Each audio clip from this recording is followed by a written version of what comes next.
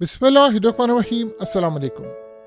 Yemen पर इस वक्त बरतानिया और अमेरिका ने हमला कर दिया है और ये हमला अंधाधुंध हमला था।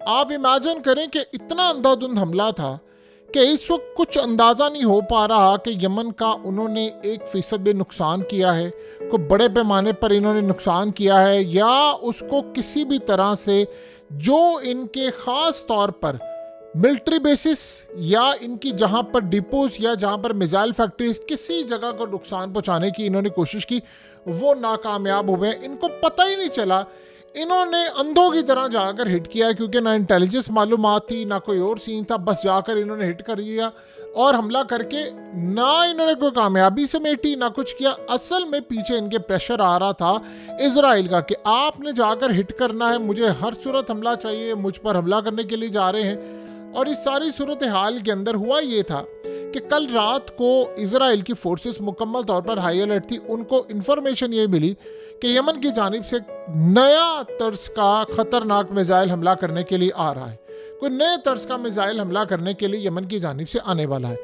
अब जब ये सूरत हाल पैदा हुई है कि यमन की जानिब से हमला करने, वो सारी रात इंतजार करते रहे, यमन ने कोई मिसाइल मारा नहीं। उन्होंने जब इस सारी सूरत हाल में देखा कि हम लोग हर रोज़ सायरन बजा रहे हैं, हर रोज़ इंतज़ार कर रहे हैं, तो उन्होंने बड़ा क्लियरली मैसेज दे दिया बरतानिया को और ख़ास तौर पर अमेरिका को, कहा कि साइप्रस के अंदर ये अब हमला करने के लिए जा रहे हैं, तो इससे पहले हमला करें, तुमने जाकर हमला करना है। आप अंदाज़ा करें कि एक लेवल वो था कि अमेरिका कभी ज़िंदगी के अंदर अपना कोई हमला नाकाम नहीं करता था। वो पहले इंटेलिजेंस मालूमात इकट्ठी करता था, फिर उसके बाद टारगेट लॉक करता था और 0.1% चांसेस होते थे कि कभी उसका कोई हमला नाकाम जाए। अब हालत ये है कि हड़बड़ी में, पैनिक में, खौफ में वो हमला करता है और हमला करके जाकर कोई भी सूरत हाल सामने आती है, आप उसका अंदाज़ा भी नहीं लगा सकते कि किस लेवल पर, किस बड़े पैमाने पर जाकर वो हमला करते हैं और सारे का सारा नाकाम होता है। अब आप ये सोचें, जो उन्होंने हमला किया है उसमें ना कोई इंटेलिजेंस मालूमात थी ना कुछ, सिर्फ पैनिक है कि जी वो असल में ट्रंप आ रहा है, उसने हमें हमला नहीं करने देना, तो हम यहाँ पर हमला कर लेते हैं, हमारे ऊपर हमला होने वाला है। असल तकलीफ उनको ये है कि आज से 4 दिन पहले ये हमला करने के लिए जा रहे थे यमन पर। आप ये देखिए ज़रा, दोनों साइड के ऊपर ये हमला करने के लिए जा रहे थे और यमन को पता चल गया हमला, उन्होंने इनके एयरक्राफ्ट कैरियर को कर दिया हिट, जिसमें 2 विंग्स मिसाइल और 4 ड्रोन्स थे। अब अमेरिका वो हमला नहीं कर सका। ये बात अमेरिका को भूलती नहीं है कि वहां तक इंटेलिजेंस मालूमात कैसे पहुंची, एक चीज। अब दूसरी साइड आप आ जाए कि उनको पता चल गया हमला करने वाला, उन्होंने पहले हमला कर दिया। कल रात इनको पता चला कि इसराइल पर हमला होने वाला है, सारी की सारी जगह पर उन्होंने इन्फॉर्म करना शुरू कर दिया कि गालिबन इस दफ़ा हमने एडवांस में हमला पकड़ लिया है और हमने पहले ही बता दिया अपनी कौम को, हमारे थार्ड और ये वो सब कुछ एक्टिव है, हमला ही नहीं हुआ। और साथ ये भी उनको खबर मिली थी कि अमेरिका पर भी हमला हो सकता है और कल साइप्रस पर भी हमला होने वाला था, उनकी मिलिट्री बेस पर। अब आप अंदाज़ा कर लें ज़रा, जब ये सारे का सारा मामला हुआ, हमला नहीं हुआ, उनकी इंटेलिजेंस मालूमात और इनकी इंटेलिजेंस मालूमात, आपको अब ज़मीन आसमान का फ़र्क नज़र आएगा। सबसे ज़्यादा बजट अमेरिका का, पैसा उसके पास, चीज़ें उसके पास, सब कुछ उसके बाद, लेकिन इस सारी सूरत हाल के बावजूद वो हमला करने के लिए मुकम्मल तौर पर अपनी जो कैपेबिलिटीज़ थी उसको उसने ज़ाया कर दिया है।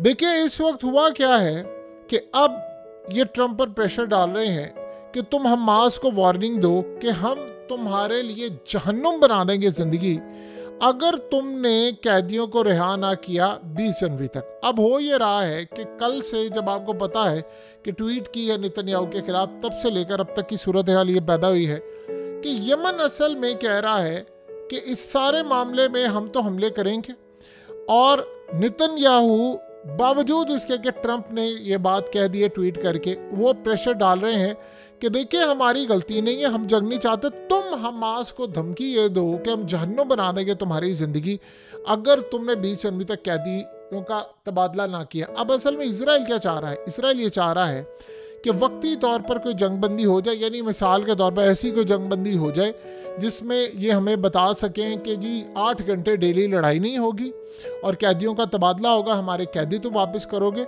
और हमें वहाँ से फौजें वापस विड्रॉ ना करनी पड़े। ये इस वक्त की मौजूदा सूरत हाल है। अब ट्रंप को गुस्सा ये चढ़ा हुआ है देखिए, उसने कल ऐसी बेवकूफ़ों की तरह नहीं कहा, उसने पोस्ट नहीं किया नेतन्याहू के खिलाफ। उसको पता था कि असल फसाद की जो जड़ है वो नेतन्याहू है।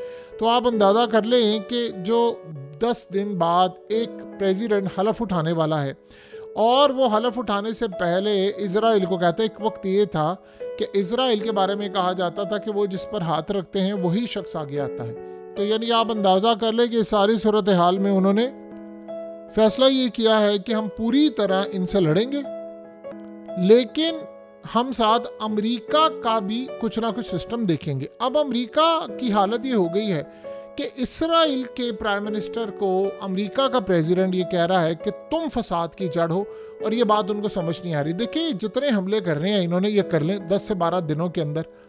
ट्रंप के दौर के अंदर आकर अगर हमले होते हैं उसकी इजाज़त के बगैर, आपको पता है जो इस्टेब्लिशमेंट होती है वो कितनी दफ़ा सियासतदानों को बाईपास करके तो खुद ये सारा काम करते हैं। तो ट्रंप ने आकर ये बात कह देनी है कि हमला अगर हुआ है तो मैं बुलाऊंगा सेंटकॉम के चीफ को कि तुम्हारी जरूरत कैसे हुई कि तुमने मेरे ऑर्डर के बगैर हमला किया।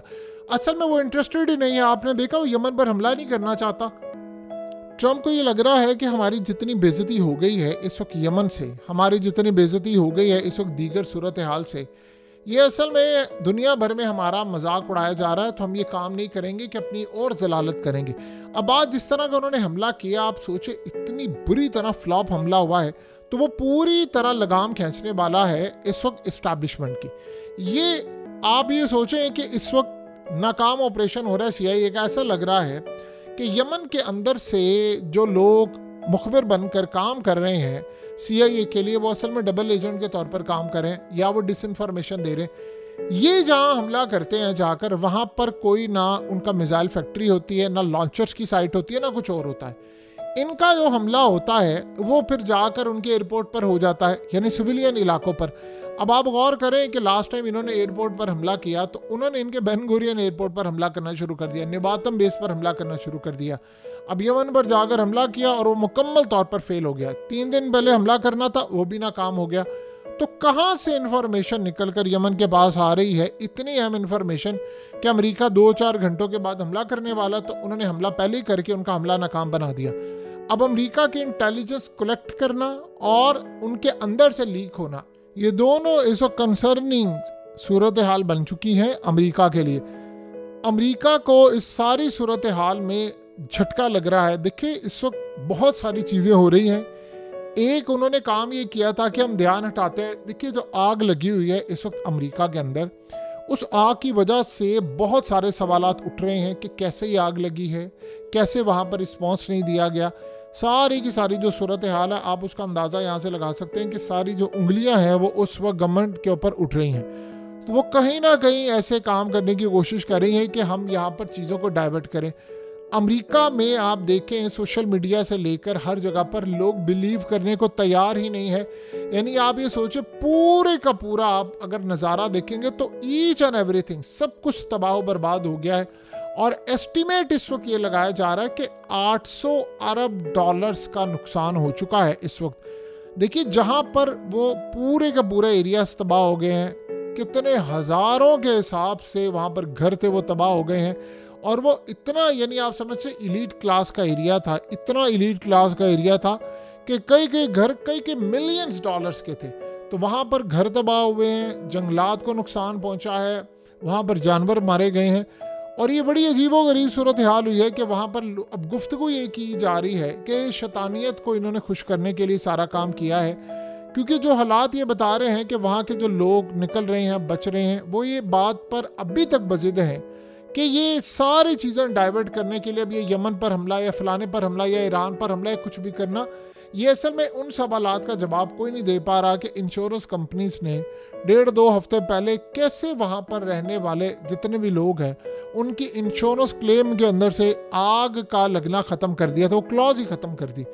और ये जब सूरत हाल ऐसी होती है तो हड़बड़ा जाती है गवर्नमेंट कि क्या हुआ। देखिए, पुराने वक्त में सोशल मीडिया नहीं था, आप आवाज़ें उठा लेते थे। इस दफ़ा आपको पता है कि ट्रंप ने कहा कि एस्टैब्लिशमेंट बुरी है, लोगों ने मान लिया। उसने कहा कि मीडिया गंदा है, लोगों ने मान लिया। उसने कहा खुफिया ताकतें मुल्क को चलाती, उसने मान लिया। उसने कहा फौज चलाती, उसने मान लिया। लोगों ने ये सारी बातें मानकर ट्रंप को एक्सेप्ट करके फिर वोट दिया है। यानी अब जो भी सूरत हाल है वो सारी चीज़ें उसने मानी है। तो ये जो मामला इस वक्त सामने आ रहा है वो बड़ा ही अजीबो गरीब है कि अमेरिका के अंदर एक के बाद एक अब ये आग लग रही है। अब वो वहाँ पर डिमांड ये बढ़ रही है कि ट्रंप से ये डिमांड की जा रही है कि तुम जब 10 से 12 दिन के बाद हलफ उठाओगे तो तुमने ये बताना ये आग कैसे लगी, ये कैसे यमन पर हमले होते हैं, क्यों हो रहे हैं, क्या सूरत हाल है। तो वहाँ की जो इस वक्त आपको मैनेजमेंट और चीज़ें नज़र आती हैं बड़ी अजीबो गरीब और बड़ी ही ज़्यादा तबाकू नज़र आती हैं।